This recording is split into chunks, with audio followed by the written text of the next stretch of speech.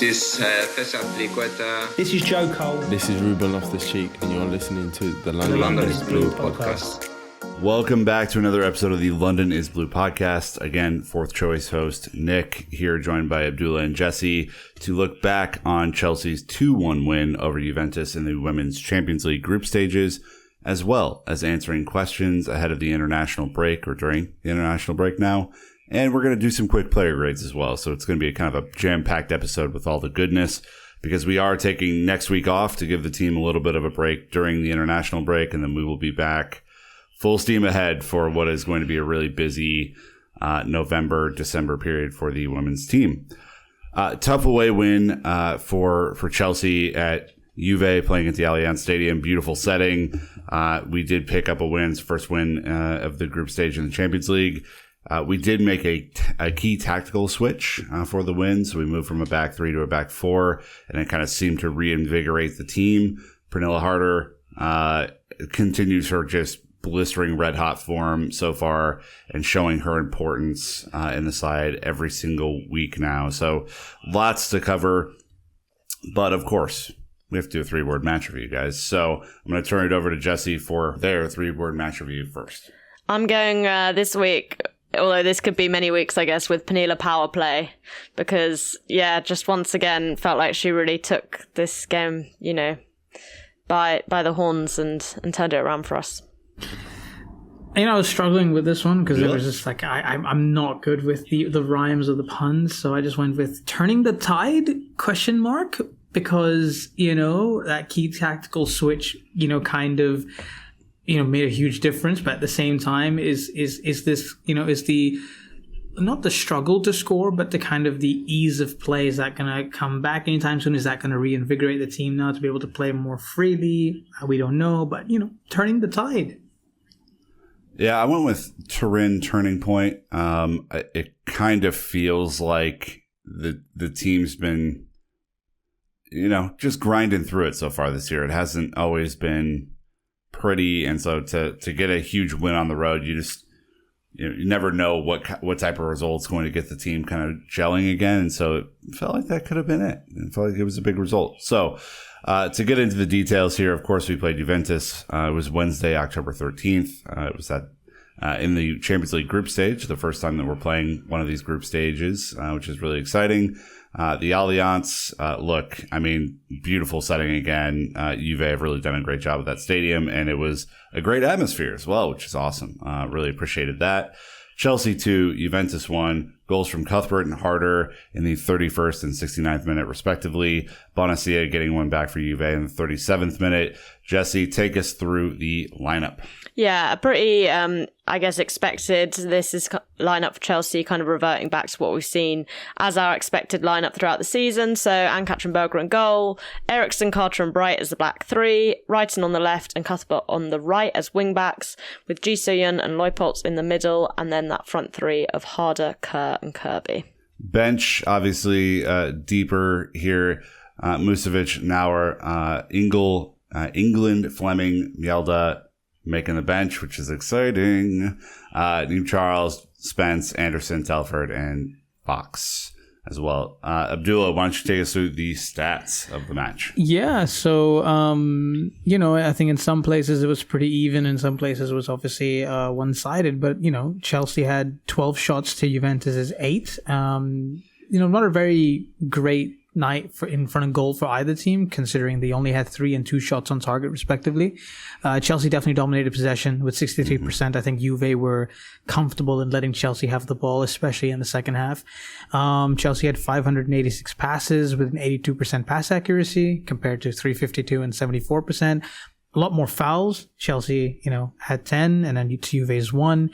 No cards in this game, surprisingly, from either side, which, you know, some of those fouls I was you know, tethering on the edge of probably could be a yellow card, but, you know, it wasn't. 2 offsides for Chelsea to Juventus's none, and then 5 corners to Juventus's 2. So not too bad in terms of the stats, but the XG was 2.13 to Chelsea, actually, and 0.83 to Juventus, which, you know what, I mean, considering the chances that they had with a few of those crosses, that 0.83 seems a little bit less. I would have expected to be maybe a little bit higher, but, you know, Chelsea creating 2.213 is absolutely insane. So as we know, guys, this was a massive result, complicated by the fact that, of course, Chelsea drew in the first match against Wolfsburg a week ago.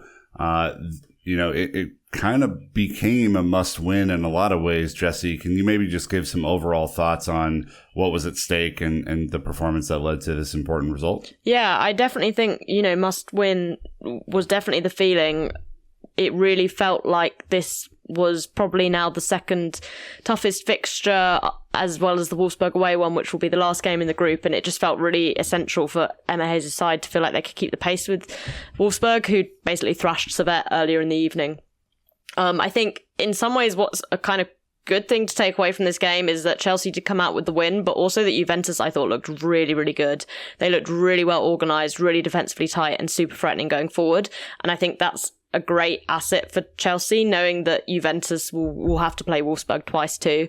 Wolfsburg also incidentally lost in the Frauen Bundesliga again today. So, there's definitely some frailties there. And this group has kind of been called the group of death. But, for Chelsea to get those 3 points from an away match feels like a really good basis for them to play the rest of these group games out, whilst also knowing that Juventus will hopefully potentially take points off Wolfsburg too. Well, and again, just as you get into group stage play, the math isn't that hard to understand, right? I mean, if you're able to gather early points ahead of what should be the two easiest matches against Servette, you should be in a pretty good spot to host Juve at home and then go on the road to Wolfsburg to kind of finish out the group. This was also kind of a meeting of familiar minds. Obviously, Montemurro was Arsenal's coach for a very long time. Abdullah, this is someone that Emma Hayes has had a ridiculous amount of success against from a playing style. But it was a tougher match than I think maybe we even gave it credit for heading into it. Can you maybe talk about her matchup with Montemurro and then obviously just how the game felt to you? Yeah, so I mean, if we just go over the record again, Hayes' record against Montemurro, it now goes to 12 played, of which 9 wins, 2 draws, and 1 loss, which is an absolutely insane record considering the battles that Chelsea and Arsenal have had over the years. And probably, I would have to say that this first game against Juve under Montemurro, against Emma Hayes, is probably one of Montemurro's best performances, though they lost narrowly. Probably one of his best performances as a manager against Chelsea. So maybe it just took a switch of team for him to show his true skill. But I think overall the game was pretty tense, pretty intense. Definitely wasn't something that Chelsea could go away with going, yeah, it's fine. We happen to get through. No, it was a proper away win. That you'd call an away win, and I think Montemurro got a lot of things tactically correct. I think his setup was good, and the fact that I probably want to give some credit to Montemurro and Juventus. I think the fact that they almost in some ways forced Chelsea to switch from a back 3 to back 4, which we'll get into a little bit later. But the fact that they're probably the first team realistically in a top game this season that's forced to switch probably goes to show that Montemurro was getting something right, and the fact that those crosses that coming in and Chelsea were looking a little bit vulnerable, I think was a bit of a nerve-wracking for all of us at the time. But but overall, I think it was a very, very good win. I think probably Chelsea's best win of the season to date, just all circumstances put around and kind of the heading into the game and the importance of it. So yeah, good game overall. Yeah, I mean, I think, Jessy, we can't go too far into this without talking about Erin Cuthbert and her just incredible solo goal that she scored to open up the scoring here. I mean, talk to us about the move and then maybe give us a little sense of if this is something we can expect for her the rest of the season. Yeah, it's funny because in some ways I don't want to take it away from Erin, but it also felt like this was one of the real bizarre lapses from Juventus. But it was a gorgeous ball, a crossfield ball from Pernille, and then Erin basically just goes past one defender, and then the rest of the defenders part like the Red Sea to allow her to run into the area, as if they thought, I don't know, that she wasn't traditionally a winger or a forward. And so obviously as soon as she was in that position, she shot and finished really well. Yeah. Fantastic goal. Great to see goals coming from different places in the team. I think Chelsea have always had that string to their bow. But I felt like last season, Kerr and Kirby were such a focus that sometimes it felt like we were beginning to lose some of that. And I do think Cuthbert is such an exciting, dynamic player, and I worry at points that she gets shunted around this Chelsea team so much. She's like losing out on her development. It's easy to forget how young she is as a player, but I thought this was just a great moment for her to showcase how high her ceiling and her skill level actually is. Yeah, I was gonna say, like, the thing that was funny about the move is that when she kind of got past the first defender, she took a bit of a pause before realizing that she could walk down Broadway and put it in. Like, it was just like, there's usually someone here to stop me. Like, why aren't they here? And great finish. Problem being, though, that we conceded minutes later, right? So this was not a kind of perfect first half. Abdullah, you've talked a lot about Bonacia. Could you maybe give us a little bit of a sense of her role, and then obviously talk about the goal? Yeah, no, I think Bonacia is one of those players that I think isn't talked about enough. She's probably Juve's best player, if not one of Juve's best player, just kind of mainly because of the way she's positioned the team. I mean, she is in her 30s, but she's just very much this attacking midfielders, / striker. She can kind of play in either position. She loves to make these late runs into the box, so she's extremely good at analyzing and kind of identifying spaces. And someone who can rather starts out wide, so you actually can call her, like, while she's a winger in terms of her positioning, starts out wide, can't play as a 10, can't play as a striker.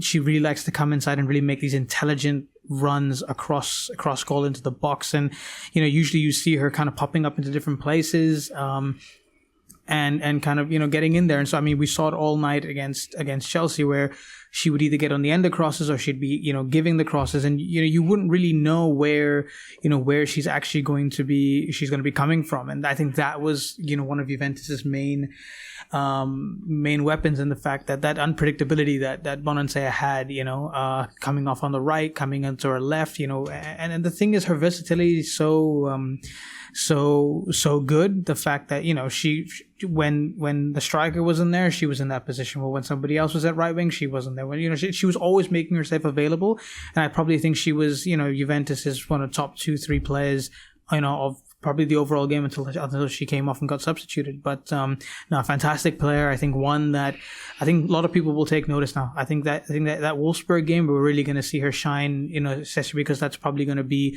even more evenly contested than this game. So let's talk about the tactical switch. I mean, we have, since the inception of this show at the very beginning of the year, we've been talking about, kind of the merits of playing a 3 at the back, having wing backs going forward. Obviously, there's a huge tactical switch here to take off Erin Cuthbert, who was playing really well, put on Jessy Fleming, go to a back 4. Look, Jessy, it could just be a tactical switch, right? It could just be one game, one moment. Does it signify something different to you that Emma made the switch and that it seemed to improve the team? I don't know. I've been going back and forth on this one. It's quite interesting. Obviously, we're recording this, 4 or so days after the game. And it's funny when you get a different perspective on these things as opposed to when you do it on the day. I think for me, initially, I was like, oh, whoa, is this like it? This is like the back 3 done. But I think now I've kind of come round to the view that maybe this is something that Hayes has kind of wanted to have more of from her team, that kind of tactical flexibility, the ability to change it in game, the ability to feel like you've got the players on the pitch where if you do need to go more aggressive, you do need to go more attacking, it's really easy to do that. That is the big advantage of playing Carter as that third centre-back, You only have to make one change to kind of go to this back 4. Okay, then you've got Guru Wright playing at left-back, but like if you're really going for it in a game, that's not necessarily the end of the world. So generally, I think this was probably more of like a one-off than I think we're going to see this permanently, just because I also don't think, why would you spend the first, 6, 7, 8 games of the season playing this back 3 when you haven't found any solutions to your back 4, simply just to revert to a back four. That doesn't make any sense to me as a manager. So I think this is more just about seeing some flexibility, and it really worked. So why not be able to do that? Yeah, I guess, Abdullah, we talked about this early on in the season, but to be proficient at a 3-4-3 or a 3-4-2-1 or a 3-4-1-2, whatever the case is, right? You have to play it all the time. Like, you have to drill it. It has to be what you eat and dream and sleep and all this stuff. Like, it's a really different tactical formation than anything else. Do you think that the tactical flexibility that Jessy just mentioned will improve? While it may improve games, do you think it will maybe come at this, like, at the detriment of drilling that formation, or do you think it's something that this team is capable of kind of living in the gray area, if you will? I think it's the latter. I think the fact that I think it's a good thing that maybe Emma Hayes took this opportunity to switch that back four. And obviously we saw the results being positive in those last 25, 30 minutes. Mainly because I think last season, one of the things that I think a lot of people complained about was the fact that Emma Hayes was so stuck in her ways in that 4-3-3 or 4-2, 4-4-2, that by the end of the season, teams just figured out Chelsea and they were able to stop them much easier.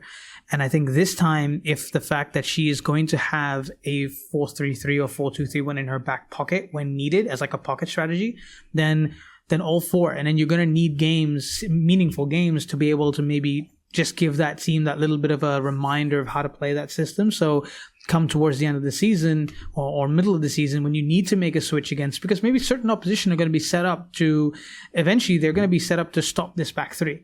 And so if there is a certain opposition who's maybe weaker against the back four, at least then the team has that switch, whether it's at halftime, whether it's from the beginning, or whether it's from, 25 minutes to go, you have that flexibility. And I think this then makes Chelsea a lot more unpredictable going into games, because then at the end of the day, you're going to have to make a call saying, okay, are they going to go 4 at the back? Are they going to go 3 at the back? I think no doubt 3 at the back is going to be the main system. And like you said, I agree with you. You're going to have to eat, sleep, drink, do everything to be able to master and really get used to the system. But then once in, every other game when it's required, like maybe the Juve game did show that it was needed, then I think it's not a bad thing to have that in the back of your sleeve and just say, you know what? Yeah, we can switch to a back four and catch teams off guard. And then they have to then react again to try and figure that out. And if it ends up winning you games, kind of just like it did, last week, then so be it. We got it. Well, I mean, it had results. I mean, the positive thing is that just over half of the expected goals of, the 2.13 expected goals came from when we made that switch on, which is good. That's kind of the final 25 minutes.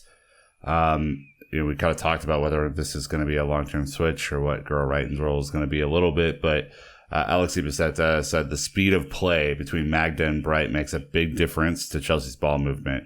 When Carter is in the middle of that, the speed of play between the defense and midfield is gone.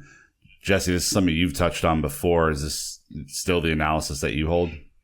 Yeah, I think Alex's point was really good here, and I think this was something that was really noticeable once Carter was moved out wider, how quickly it felt like stuff was speeding up. I do feel like Carter in the middle just doesn't have that same kind of ball carrying or passing range to really connect Chelsea's defence and midfield, and also there's not the room then for one of your midfield players, whether it's Lloyd Potts or Ingle, to come back and like drop into that defence and progress that way. And I do think that change at the end was kind of showed the attacking, how much more attacking impetus there was. I don't think it's a coincidence that happened. And for me, I still feel like, I even felt like the goal that we conceded is kind of a result of Jess Carter being in the middle of that defence, because I think it's easy to look at Guro Reiten, who's tracking Bonacea's run, but you've got 3 central defenders and they're all marking Lena Hurtig, and I'm pretty sure it's because Magda Eriksson is worried about Jess Carter going up 1v1 versus Lena Hurtig, and I just don't see the point of having a centre-back if the centre-back then next to her has to like double mark when she should be turning to to track the run from Bonacea. So for me, it just doesn't work. If Emma wants to persist with the back three, I just really need to see a different defender in there because it's not the one. Do you feel like Carter out at right back ended up playing better? Do you feel like she had a better game out like when they switched to the back four, or is this just not her year so far? I mean, she's not a centre back. She is a fullback. I would still suggest her fullback level. I don't think she's ever reached what maybe people expected it was when she signed for Chelsea. Like, I don't know if she's quite good enough to play at this level. But ultimately, I think this experiment has shown that she's definitely not a centre back. I don't think. So she wasn't really put under much pressure. I thought she was like fine at right back. And, I think in a large number of WSL teams, she would excel at right back. In most of Chelsea's WSL games, she looks fine at right back. I just don't think she has the ability on a defensive level to play at centre back or full back really in those like top games. So is it now and then that comes in and does the job, or is there another solve beyond that for center backs, I guess? Well, yeah, I guess Mielda would be the obvious solve if she's coming back.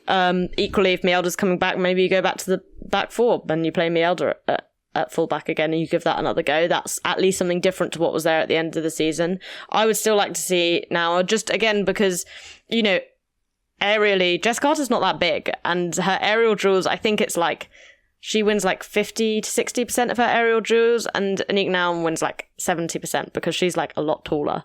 So again, I just felt like Juventus were just putting that they crossed really well. Don't get me wrong, like they were putting in pinpoint balls, but again, it just feels like they're not the kind of things your defense should be getting caught out by, and it doesn't really help if like one of your defenders is only like 5'7" or something like that. Like when you could have a lot taller defender in there. Absolutely. All right. Well, we are going to take a quick ad break and come back and talk about the woman of the hour, and that's Pernille Harder, and let Abdullah do some waxing poetic on that. Reminder, though, obviously we are here every week, sans next week, which we will take a regularly scheduled break. But then we will be back, obviously, at the end of the international break and Chelsea's FA Cup semifinal with Man City. Please rate and review us on Apple Podcasts. It helps other people find the show, especially those who are interested in women's football. And then if you are interested in joining our Discord and our Patreon, there's a wonderful Chelsea women's community on there. And they're up early for all of these 6 a.m. Central kickoffs that we have here in the Midwest. So get involved there. But thanks to these sponsors for supporting the show, and we will be right back. All right. Look. There's nothing more to say than that Pernille Harder's been our player of the season so far this year. We have player grades coming up. I am sure that she will be rated at the top of our grades. Abdullah, do you want to quickly touch on the quote from her and then maybe break down her performance here?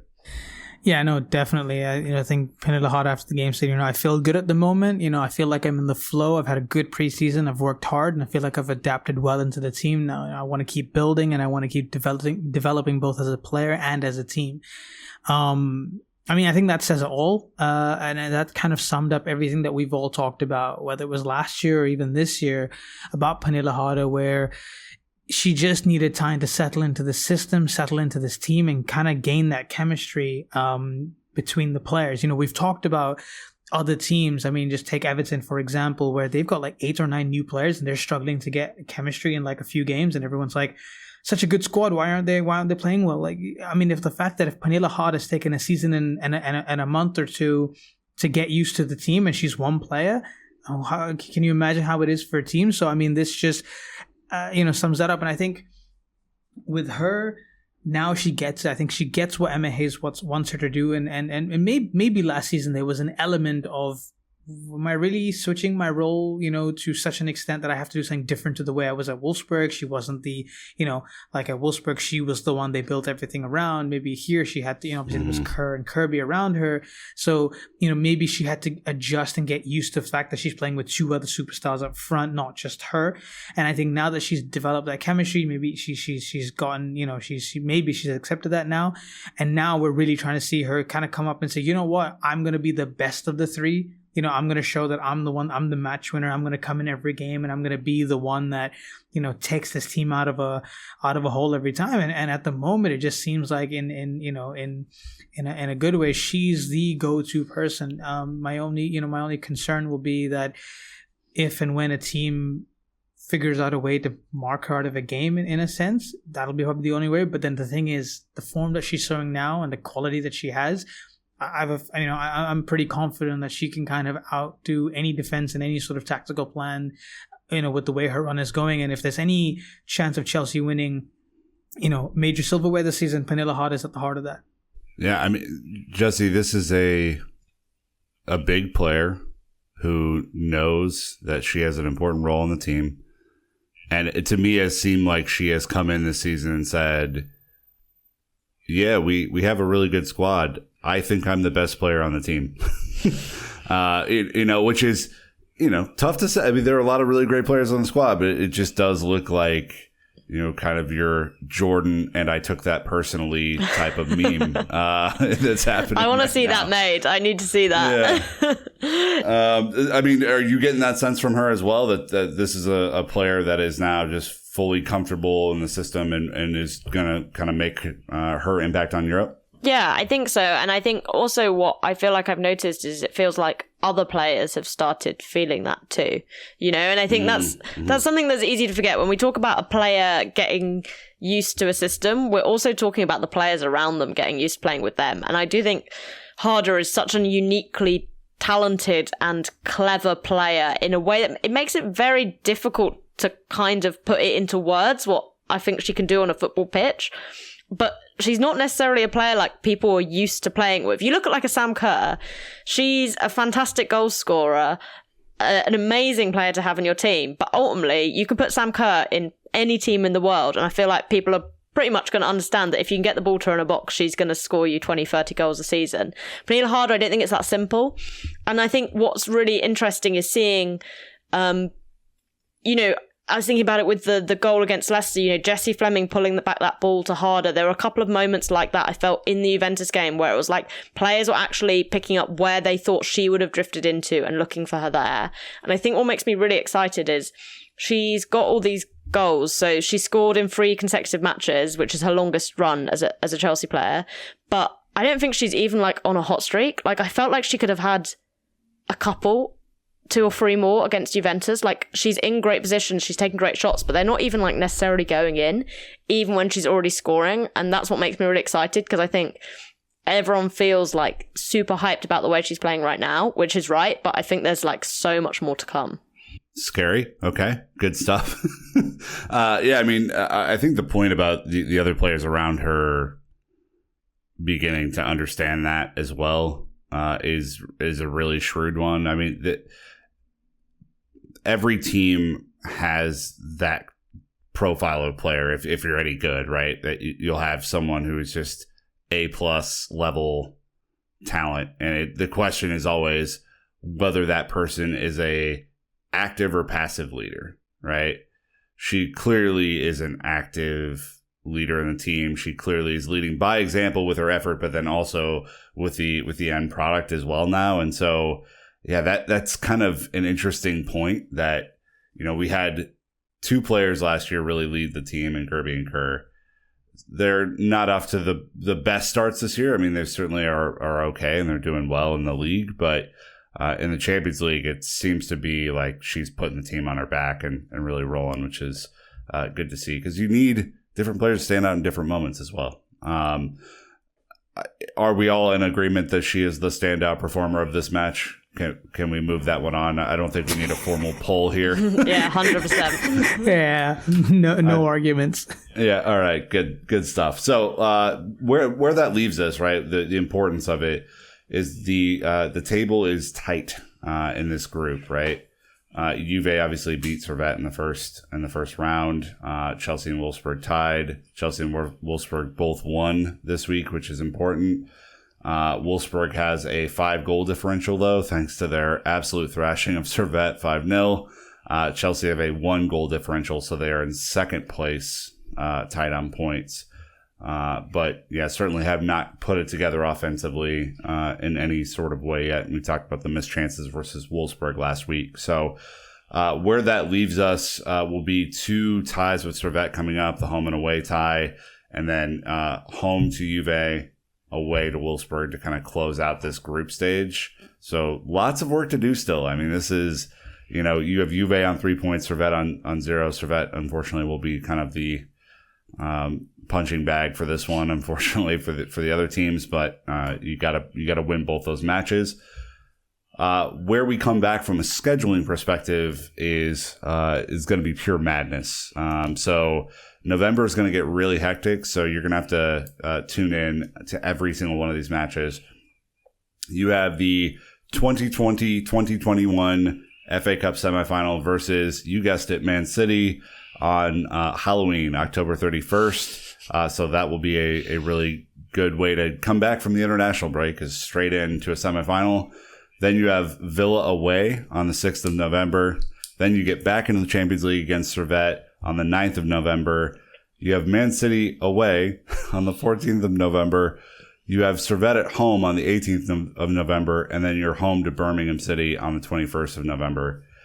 And that's not even all of the November matches. I mean, this is crazy, and a lot of football in a pretty condensed amount of time. I mean, one thing that we should note, Jessy, is that with the addition of the group stage in the Women's Champions League this year, Chelsea are playing more matches in a more condensed period than is typical of this time of year, right? Yeah, definitely. I mean, we have got out of the Continental Cup group stages, which is quite nice. We get a bye to the quarterfinals, unlike Man City, who have to play them, which I think really adds insult to injury of getting, first you get knocked out of the Champions League, and then you have to just play the Continental Cup ties with the normies in the group stage. The normies. So yeah, it is a lot of games, and it's the travel, I think, as well. What really struck me with that Leicester game was it's like that was our last game at home for, I think it's like basically a month. We're not back at home until that Servette game on the 18th of November. So it's a lot of time away without like as many fans there. So yeah, it's going to be a really tough run. I think those first kind of 4 games back, I'm glad we've got Servette as our middle sandwich. I think we could have had a lot worse games in that little sandwich than there. So yeah. Yeah, if you would have had to play Juve or Wolfsburg in that spot, it would have changed the calculus a little bit, I think. Exactly. So yeah, that is the only kind of good news here. But Abdullah, I mean, they're going to be away for 4 straight games and then home to 2 very winnable games, obviously. Do you expect that Chelsea will persist with the 3 at the back to start and then maybe change things up? Or do you think that there's a chance that they show some tactical flexibility, as we talked about, and maybe start in a 4 in any one of these away matches? I think they'll go with the tried and tested. I mean, if that's my reading, they'll go with the tried and tested, at least at the start of the game. And if all things are well at halftime or even 60 minutes in, then I can see a switch to a back 4, maybe to not even just maybe give players a rest, give other players some game time, and just kind of again give that tactical flexibility a chance. I mean, if you're gonna pick any game to go to a back 4 just to experiment, you'd pick probably one of the Servette games, Birmingham City or Aston Villa. I mean, realistically, but again, I don't think Emma Hayes is going to be messing around. I think it's a back 3 first and foremost. If the game is safe, or if they're chasing a game, then I can see a back 4 coming in, and that's probably where the flexibility will come. But kind of like what Jessy said earlier, if you haven't found a real solution to the back 4, which was a huge problem, for you last year, then I don't see you playing that at the start and risking probably any ghosts coming back and haunting you, and you conceding early, and then suddenly what do you do from there, and you have to figure it out. No, but I think it'll be a back 3 at first, and then possibly maybe 1 or 2 games we'll see a switch to a back 4 maybe halfway through. Okay, well, we're going to switch over to the quick mailbag portion of this episode, and then finish out with player grades through this international break. Obviously, we're titling this mailbag on the defensive, because most of the questions that we got were about the defense and the personnel and all that kind of stuff. So I guess first question to you, Abdullah, I'll come right back to you. If we do go to the back four, and I guess we're kind of thinking about this from like a personnel switching standpoint, maybe mid-game or whatever. AJ 10 asks, who will be dropped from midfield? Is it either dropped or added, I guess, would be the scenario, depending on your 4-3-3 or 4-4-2, right? Yeah, no, exactly. And I think the question would be better answered into saying who gets dropped from the back three to switch into midfield, because I think more than likely it'll be that central centre back of Jess Cars or whoever else is playing who's probably going to get dropped. And then you kind of then, if she's going to go, I mean, I think Emma Hayes switched to a 4-3-3 in that second half of that Juve game when Fleming came on playing next to Leupolz and G. So if that's the case, then you basically have, and then you know what? Then if that's the case, I can realistically see Jessie Fleming being that first choice coming in as that third midfielder, just because, I mean, the fact that she came on during the Juve game as the first substitution in that switch, I think says a lot about her standing in the midfield pecking order, especially if there's space for one more. But yeah, to kind of go, long story short, I think it's Jess Scott who drops out, and then it'll probably be Jessie Fleming who comes in. Okay. One from Tireless Coco, Jesse. Why is the back three not working or clicking as effectively as maybe we're used to seeing Chelsea play? Yeah, I think it's a personnel thing. I've kind of feel like I've touched on this before, and I don't want to bang the poor player over the head, but I think it's just not quite clicked between the three who are playing at the back. And I think kind of anxieties, it feels like they don't trust each other as a trio. And I think that's leading to more errors being made and kind of poor judgments. It also kind of feels to me, and I don't know if you guys get this as well, that like we have a lot of odd puzzle pieces in this team, right? Guro Reiten basically doesn't play majority of last year, and is now kind of starring in the team, right? But to get her in a spot where she's in the advanced roll-up field and is not one of the front three, you have to kind of play her in a wing-back scenario, right? But that does create problems other places, namely who plays center back, right? So I think there might be this desire to have certain players really play a role that suits them. And we talked about Erin Cuthbert earlier. She hasn't had a single position at Chelsea. She's had like 3, and it might hinder other players' development. Do you see that as a reason for the formation switch as well? Yeah, I think this whole season has kind of been like a great lesson in squad building and maybe what you shouldn't do. Chelsea have done really well to build up an amazing set of attacking players, and the depth there is incomparable, really. Across most of Europe, probably easily one of the top 5 best stacked attacking teams. But defensively, it kind of feels like they're in a position where there's a number of older players who've had their position in the team for some time, and then some younger players have kind of been brought in, but either haven't developed how was expected or haven't had the time to develop how was expected. And then when you get a couple of injuries, suddenly you're not stacked defensively like you are in an attacking sense. And yeah, I don't know why there's been that focus on attacking players per se over defensive ones. My hunch would be that I just think Emma Hayes likes attacking football more. She's never been someone who's like a really defensive minded manager. Like the most important thing is a clean sheet. Her ethos has always felt to me like we'll outscore you, and at the end of the day, that's all that matters. So maybe that's the reason, but yeah, I think that's kind of the wider problem. And similar questions were asked from Techie Tiger and Mike from Rhode Island, and Ghana Zagina as well. But Ghana Zagina 30 did mention, last year the attack started slow and people wanted to panic. This year the defense is a little shakier. Abdullah, give us a reason why people shouldn't panic is a great question. Why they shouldn't panic? Well, because inherently playing a back three or back five, however you want to call it, should give you more defensive stability, and kind of the more you play the system, the more you get used to it, and the better it technically becomes.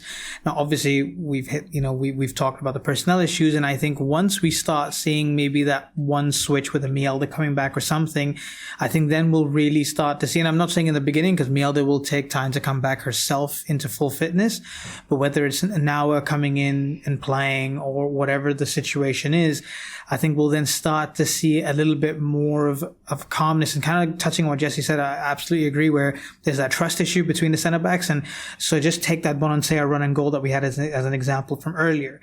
If it's now or someone else playing at the centre back, or let's say it's Millie Bright and somebody else is playing at right centre back, and Magda doesn't have to worry about about her taking the middle, because she knows Millie will take care of her, and she can then cover Wrighton's position off on the left, and then maybe cover Bonancea's in run, and maybe there's no goal. So I think it's just one or two tweaks, and I really think this team can kind of come back and really solidify that back five. It's just like we said, it's down to one or two minor things, and if we fix those, then I think it should be fine.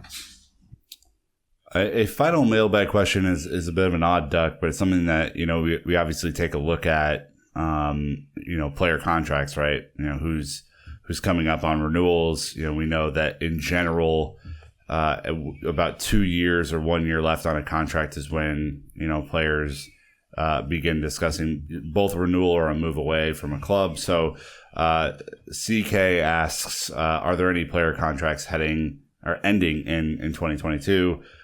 Jessy, I'll pass this one to you, and then maybe give us some likely scenarios that could play out with these different players. Yeah, so I think the first thing to say is that obviously in women's football, contracting is very different to in men's football. These things tend to run on a lot shorter scale. It's a lot more common for players to leave on frees. Transfer fees are very rare, all of that kind of stuff. So that being said, it's not necessarily like a big worry if there are a number of players coming to the end of their contracts. But so we've got Drew Spence, Sam Kerr, Ji So-yeon, Maren Mjelde, and Jonah Anderson. So my expectation would be that 3 of those players, Spence, Ji So-yeon, and Maren Mjelde, I would imagine would all probably be looking to sign extensions. I'd be really surprised. Well, they're all kind of older players, but they're all players that I think Hayes really values having around. And as I say, 1 year short-term contracts are so common in women's football. Chelsea aren't short on cash. They signed Carly Telford to this extra year. They even put some coaching hours in as part of her contract, obviously to reflect her kind of change of status in the squad. So they're 3 players that I'd be really surprised if they moved on from the team. Jonah Anderson is someone who I could see leaving at the end of 2022. Clearly her role at Chelsea is seriously diminished, basically, very quickly. I mean, players' fortunes do turn around under Emma Hayes. Guru Wrighton is testament to that. But at the same time, I could see her potentially being keen to move on, given the lack of game time she's got. You've also kind of seen that affect her standing in the Sweden national team, I think. So I could imagine that might be a motivation for her. And then the not $1 million question, but probably several $100,000 question is whether Sam Kerr will stay for longer. I honestly don't know. I've heard a million different things going in a million different directions, so I don't really believe any of what I've heard, to be honest. For what it's worth, I was kind of having a dig, looking at when contracts have been signed in the past. Frank Herbie, I guess as one of the most notable contract signees that Chelsea had, signed hers in January, when hers was running out at the end of last year, her extension then. So my guess would be is that's probably when we'll get an idea if something's going to happen. Yeah, I can really see it either way, whether she stays or goes. So I just don't know on that one. Uncertainty. You are a cruel mistress. So, it's kind of going to wrap up the on the defensive mailbag section. Really appreciate everyone who contributed questions, especially on a short turn this morning. We'll get a little better at the advance on that one. We're going to end on rapid fire player grades, though. Chelsea are very early in the season. We've now had 2 international breaks already. We're in the midst of one right now. We had one earlier in September. We only have about 4 more to go this year. So lots of international football, fortunately or unfortunately, depending on how you feel about that. But we're going to do quick player grades to this point. Now, obviously, Chelsea are a little bit behind in the league and are second in the group stage. We have advanced in the last version of the FA Cup, 2020 and 21 version of the FA Cup, and then next year's version starts later. So that's kind of where we stand from a results perspective. But we are going to quickly go through each player. I'm gonna rapid fire these out to Jessy and Abdullah, and we're going to get player grades from 1 to 5, 5 being the highest. So just so that we're all on the same page as to what that means. All right, I'm going to fire over the first one to Abdullah. Zachira Musovic, go. I'd say a 3. Been solid when she's been called up on when she's been called up. All right, great. I think now only played very limited minutes. Jessy, go. Yeah, I'll give her a 3. Played 2 games, looked fine. Nothing to add really. I'm coming back to you for an interesting one. Millie Bright. I'm going to give her a 4. I think she's done a good job in a tricky situation, and actually I think of the 3 centre-backs we've seen regularly, she's looked like the best leader of all of them. Oh, okay. All right, Abdullah, Sophie Ingle, an odd one. Yeah, it's a bit of a weird one. Hasn't played too much, but at the same time has played enough. Again, solid 3. Hasn't done anything too bad, but hasn't done anything too great either. I think she just needs more chances. So yeah, 3. Coming right back to you with Melly. How do you feel about our number 8? I like her. I think I'll give her a 3.5 because she's had her a couple of off moments, but at the same time, I think she just brings that balance to the side. So I give 3.5. Jessy, Bethany England.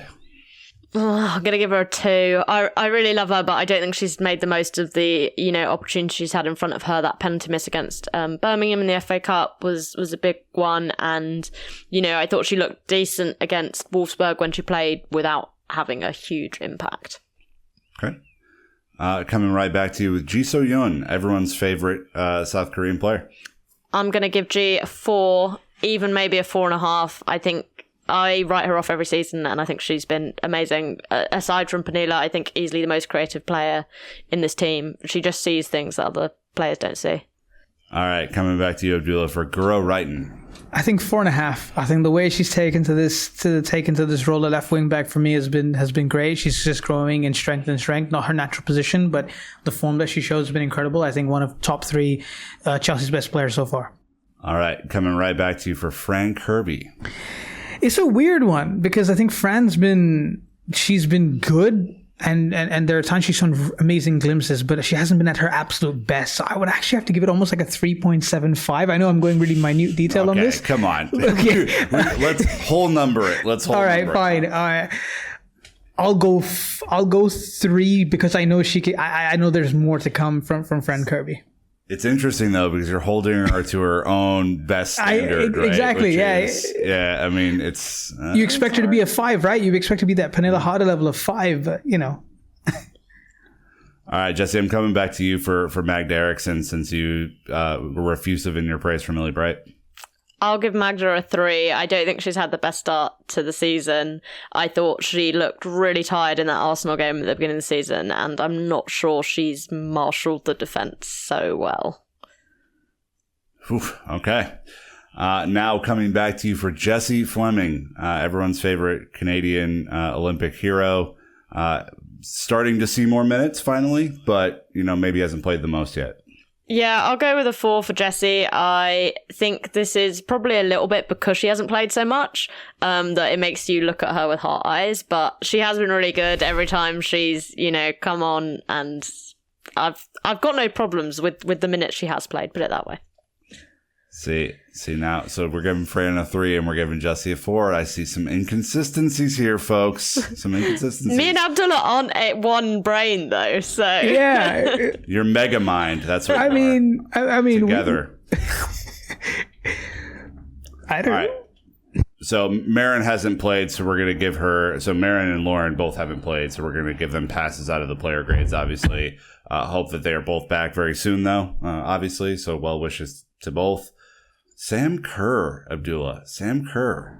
Oh, another one. It's the same issue as Fran, right? Really, really good. I think I'll give Sam. I think I'll give Sam a 4 because she's still scoring goals. She's still getting to the right places. Maybe not as, I'd say not as prolific. She's still scoring a ton of goals. It's just I feel like there's another gear she can run into. But I'll give her a 4 based on the amount of goals that she scored in her overall, just kind of general play. Man, I'd flip your Fran and Sam. I think I'd Really? go 4 for Fran and 3 for Sam. Yeah, because she's missed some really easy ones. Yeah, but that I know. Wolfsburg goal, surely that gives her an extra point just for the Wolfsburg goal. Yeah, true. Oh, I forgot about the difficulty of goal matrix that we're adding into our calculus here. That's, you know what, that's my fault. To be that's fair, Nick, to be fair, like Sam Kerr's always been that kind of player that will get about 50 chances and she will like miss 20 easy ones, but then she'll score you 30. You know, I mean, that's kind of how she's always been. So that's the reason why I just give her a 4.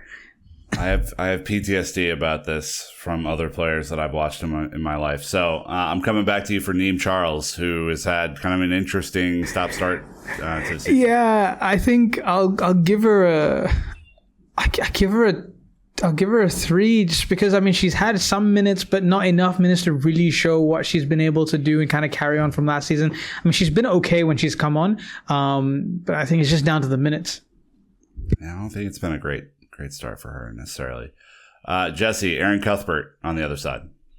Yeah, I'll give Erin a 3. I think she's getting more used to that right wing back role, and I think she's looked better in it. I'm still not sure about her defensively, what that looks like. So I'm going to go in the middle of the park. 3. You've got recency bias going on there, Nick. I just have a lot of time for Erin Cuthbert personally. So all right, we're coming back to Abdullah here for Pernille Harder, a bona fide A5, right? I mean, I think I speak for all 3 of us when I say she's a 5. I mean, there's Chelsea's best player of the season so far, probably like Jessy tweeted out, has probably sewn up the player of the year within the first month and a half of the season already going through. So yeah, no amounts of words can just kind of describe how she's been. And I think we've waxed lyrical over the last 5-6 episodes. The real question I have for you, Abdullah, is you changed the player on the back of the shirt that you got about 15 times. Do you regret the decision that you've made? See, not necessarily, just because Guro has done equally as well, and she's also Scandinavian, so I'm doing Scandinavian reps. It's like I went from Pernille to Guro, so it's fine. But I will say this, probably a Pernille 23 is on the cards for the season. I probably have to get that at the before the end of the season. Yeah, there are other shirts that you can get, so we're not limited here. Yeah, of course. Look, Jessy, Drew Spence, obviously more of a super sub these days than anything. Grade based on those minutes. Yeah, I'll give her a 3. I think she's been really solid when she's come in. I feel like actually, in some ways, Emma Hayes has started to rely on her more. Like her times kind of started going back up. And yeah, I think she's a really reliable player to have come off your bench. Back to you for Jonah Anderson. I mean, she has hardly played. I'll give her a 2. She hasn't really done anything wrong when she has played, so it's kind of hard to judge. But I mean, it's just I don't know what's going on there. Don't know what's going on there is not a number grade, but we'll stick with the 2. Telford obviously is more of in the coaching third choice goalkeeper role, so we haven't seen her yet. Georgia Fox, limited minutes. Jessy, maybe another tough one to grade here. Yeah, I'll give her a 3 because she's young and I think she's looked good whenever she has played, and her assist for that opening goal against Birmingham in the FA Cup was really, really good. So, all right. Last one, Abdullah, the notorious AKB, our beloved goalkeeper. Thoughts and feelings on her?